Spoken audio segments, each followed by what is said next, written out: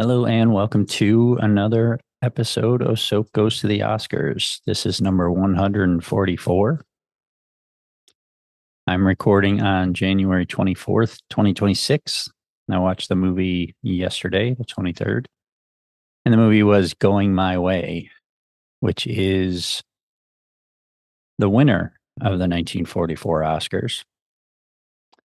I don't know if I said at the beginning for the first movie I watched this year, but this was the 17th Academy Awards. I think I did mention, but I'll say it again, that this was the first year that they started calling it Best Motion Picture for the award. And that ceremony took place on March 15th, 1945. This one was a rental on Amazon. It was $4.23, but I had a gift card, so I got it for $0. So this round didn't cost me anything, which is good. Let's take a look at some data. I know you love the data like I do. So total spent to date is $308.15 with an average spent of $2.17 per movie. And that is for, episode 144. There were two movies I couldn't watch, so it's 142 episodes. That's not bad. The total minutes I've watched is 15,538, which is 258 hours and 58 minutes, or 10.79 days. I've watched 142 movies, which is 22.9% of the total. And as I'm recording this, the nominations for 2025 just came out. So there's 10 additional movies added to the list, bringing the total of, all years to 620. So this round took me 14 days to finish. Started on January 9th, finished on January 23rd. Now I can't compare it to the more recent years. That's a pretty quick turnaround, but I can't compare it to the more recent years because those were 10 years of 10 movies per year, and this is only 5. So I have to go back to the 1930 to 31, or actually 1929 to 30, 30 to 31. The 1929 to 30 Oscars, 5 movies took me 58 days. The 1930 to 31 Oscars took me 9 days. So that's the number to beat, 5 movies in 9 days. But 5 movies in 14 days is pretty good. So that's, going with the current list of movies that I'm on, or that's kind of the bar is 14 days. So in the last round of 10 movies only took me 24 days. So it's only 10 more days. So I can do 5 and less probably. Just depends on the timing of it and the length. This round had 2 movies that were extremely long. One was 154 minutes, which is 2 hours 34 minutes. Another was 177 minutes, which is 2 hours and 57 minutes. This round, the average length was 135 minutes, so 2 hours and 15 minutes average. See what we're going into next round. There's a movie that's 140 minutes. That's 2 hours and 20. So the average for the next round is 117. So still about 2 hours. The year after that has a movie that is 170 minutes. The average that year is 142, which is 2 hours and 22 minutes for the average. Come on. The year after that is a couple of short ones. This is what's killing me. You guys know I don't like long movies anymore. I used to. Back in the day, I used to. Now I just want to watch more movies, and they're too long. Anyway, moving on. Any other stats we want to do here? I think that's it. So I still have to watch the snubbed movie for this year, but basically 1944 is done. Average rating for 1944 is 3.5. Average rating for the 1940s so far is 3.3. Average rating overall is 3.2. Okay, moving on. Going My Way is a 1944 American musical comedy drama film directed by Leo McCarey, starring Bing Crosby and Barry Fitzgerald, written by Frank Butler and Frank Cavett, based on a story by McCarey. The film is about a new young priest taking over a parish from an established old veteran. Crosby, kind of like the new Benoit Blanc murder mystery. Crosby sings 5 songs, with other songs performed on screen by Metropolitan Opera star mezzo soprano Reese Stevens, yeah, and the Robert Mitchell Boys Choir. Going My Way was the highest grossing picture of 1944 and was nominated for 10 Academy Awards, winning 7.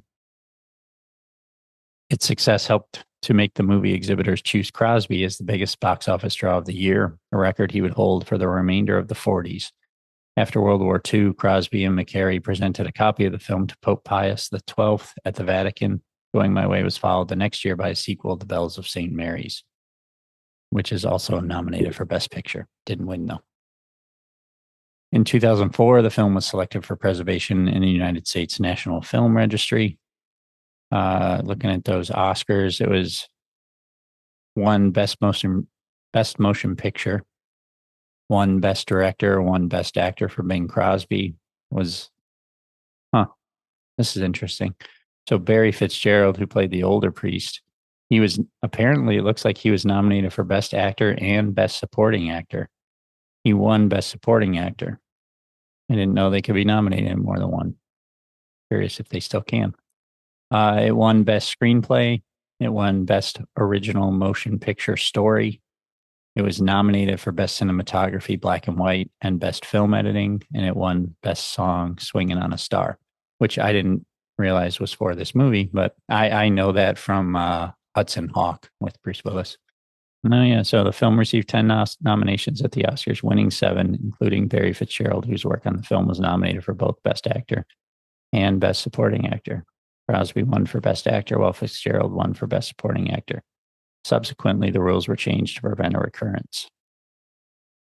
Its record of 6 above-the-line wins was matched in 2022 by Everything Everywhere All at Once.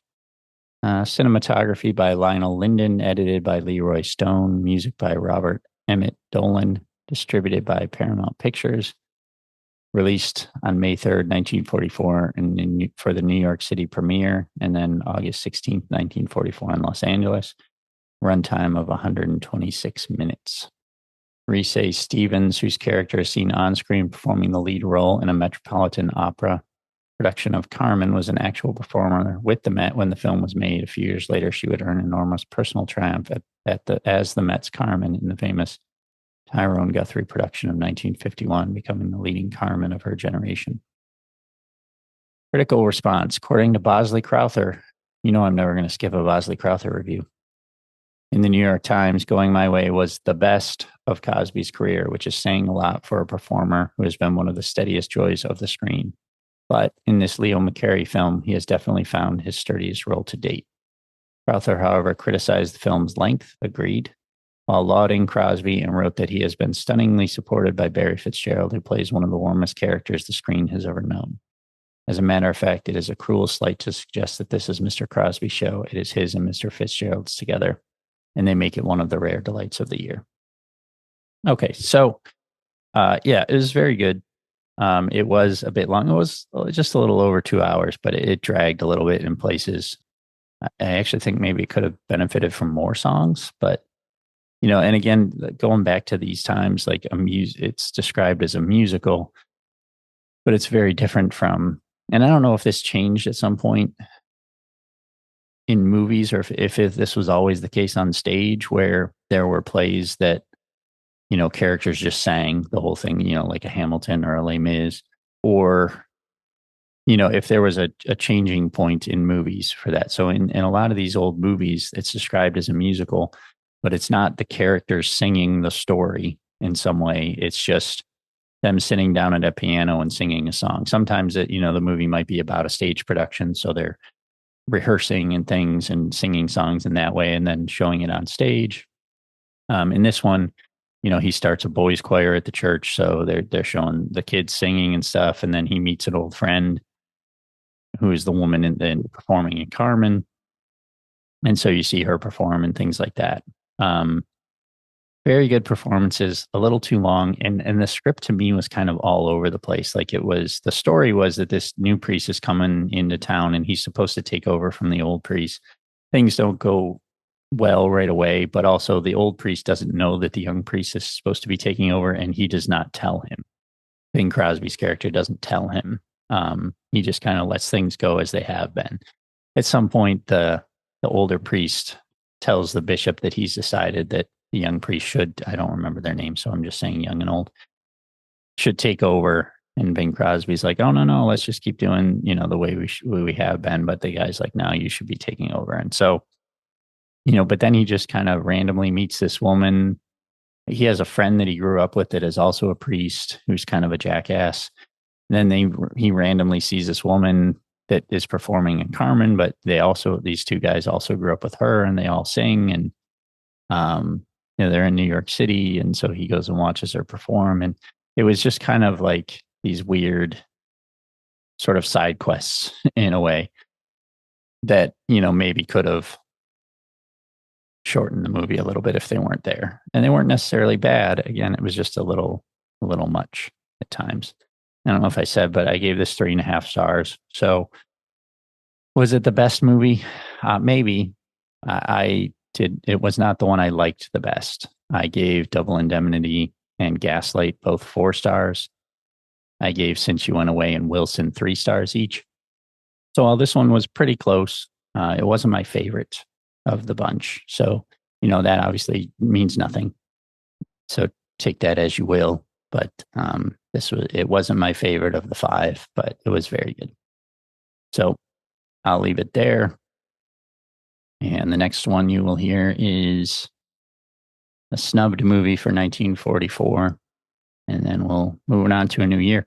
It's very strange to, have watched 4 movies and then be like, oh, I'm already on the winner, because I've been so used to these 10 movie years. So I'm happy that I'm here. It's also a little weird in that, I got to watch 10 movies from each of these years that I had never really seen movies for the most part. So in that way, I kind of liked it being 10 movies. But so, last year my goal was to try to get through 100 of these movies, including snubbed movies. And I got through like 90 something. So it was pretty close, or maybe it was 87, something like that. I can't remember. I think it was 87. So in theory, it seems like I'll be able to get through more movies now, but it's really not. I'll be able to get through more years faster. So if before, if I watched 100 movies, it was 10 years of movies. Now, if I watch 100 movies, it'll be 20 years of movies. But if I meet that goal this year, I started in 1944. 100 movies is only going to get me to like 1959 or something like that, with the snub movies mixed in. So still got a very long way to go. Still 400 plus movies to go. So it's a long ways away, but I am excited to get through more years of movies to sort of see the progression of years and decades a little faster than I was before. And obviously when I get to the late 2000s, 2009, 2010, that area, it's going to go back up to 10 movies a year, but we'll deal with that when we get there. We got 320 movies, which is 64 years of movies before I got to worry about going back up to 10 movies a year. And, by the time I get to that, there'll probably be another 30 or 40 movies added to this list. So we'll do it eventually, but it's going to be a while. All right, that's enough. I'll see you next time.